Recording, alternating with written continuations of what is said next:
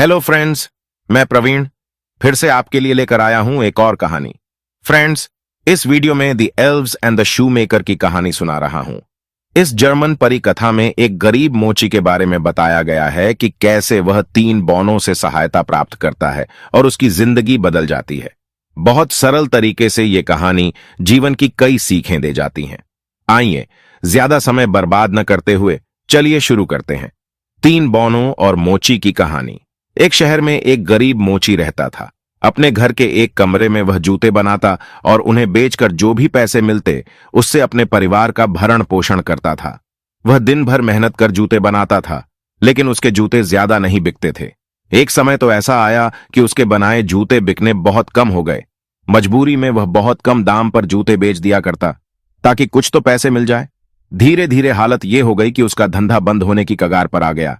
ऐसे में उसे हर समय अपने परिवार के भरण पोषण की चिंता सताती रहती।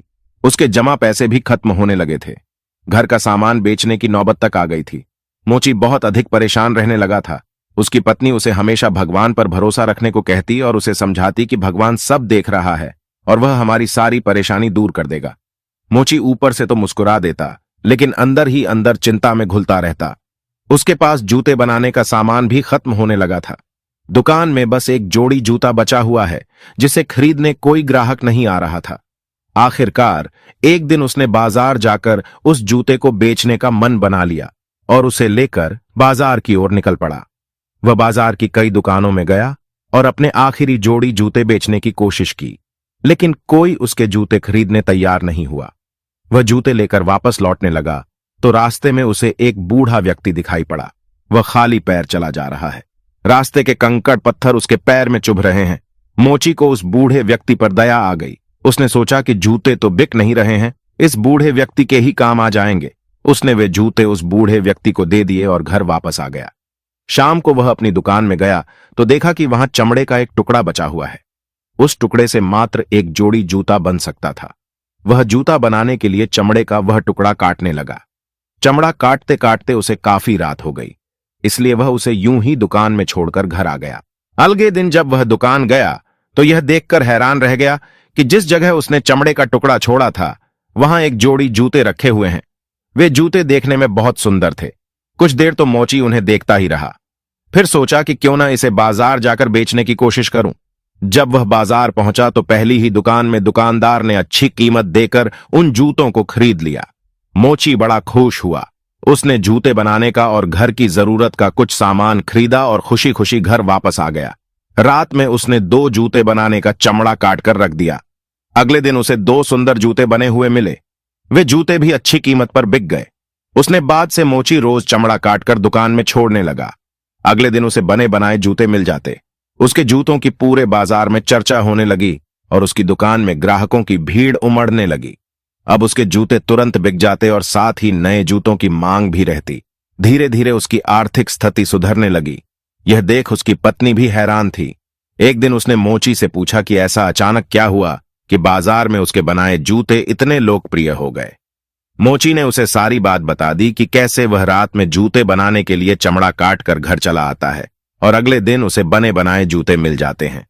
पूरी बात जानकर पत्नी बोली, ये तो भगवान की कृपा है कि कोई नेक इंसान हमारी मदद कर रहा है, लेकिन तुम्हें नहीं लगता कि हमें यह पता होना चाहिए कि वो कौन है और हमें भी उसके लिए कुछ करना चाहिए।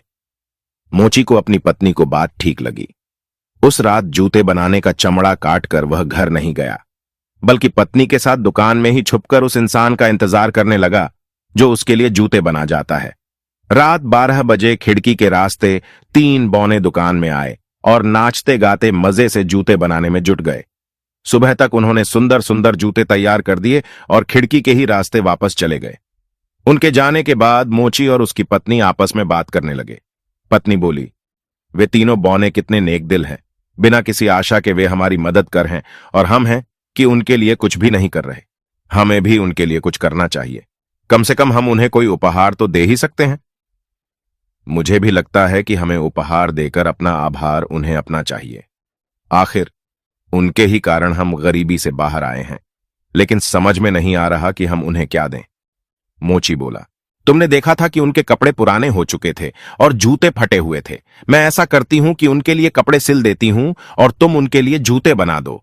वे जरूर ये उपहार पाकर खुश हो जाएंगे। मोची को पत्नी की ये बात झंझ गई। वह फौरन दुकान गया और कपड़े और जूते बनाने का सामान ले आया। कुछ दिन तक दोनों पति पत्नी मिलकर कपड़े और जूते बनाते रहे। जब कपड़े और जूते तैयार हुए तो मोची और उसकी पत्नी बहुत खुश हुए, क्योंकि वे बहुत ही सुंदर बने थे। उस रात मोची ने चमड़े के स्थान पर वे कपड़े और जूते रख दिए, फिर अपनी पत्नी के साथ छुपकर बौनों का इंतजार करने लगा। रात 12 बजे तीनों बौने हमेशा की तरह खिड़की से दुकान में दाखिल हुए। जब उन्होंने अपने लिए कपड़े और जूते देखे तो बहुत खुश हुए। वे उन्हें पहनकर रात भर नाचते गाते रहे और सुबह वापस चले गए। मोची और उसकी पत्नी खुश थे कि बौनों को उनके उपहार पसंद आ गया। उस रात जब मोची के जूते बनाने के लिए चमड़ा काट कर रखा तो अगले दिन उसे तैयार जूते नहीं मिले। उसे अगले कुछ दिनों तक भी ऐसा ही होता रहा। मोची समझ गया कि अब बौने नहीं आएंगे। उन्हें उसकी जितनी मदद करनी थी वे कर चुके थे। उस दिन के बाद से मोची खुद जूते बनाने लगा। जूते बनाने में वह माहिर तो था ही, अब उसे ग्राहकों की पसंद का भी अंदाजा लग चुका था। वह खूब मेहनत करने लगा और जूते बनाने की अपनी कला को भी निखारने लगा। उसके जूते भी बौनों द्वारा बनाए जूतों जैसे ही सुंदर बनने लगे और ग्राहकों को पसंद आने लगे। अब उसकी दुकान में ग्राहकों की हमेशा भीड़ लगी रहती। अब वह खुश था और संतुष्ट भी। कहानी पसंद आई हो तो लाइक, शेयर और सब्सक्राइब कर दो। मिलते हैं अगली वीडियो में। तब तक के लिए हंसते रहिए, मुस्कुराते रहिए।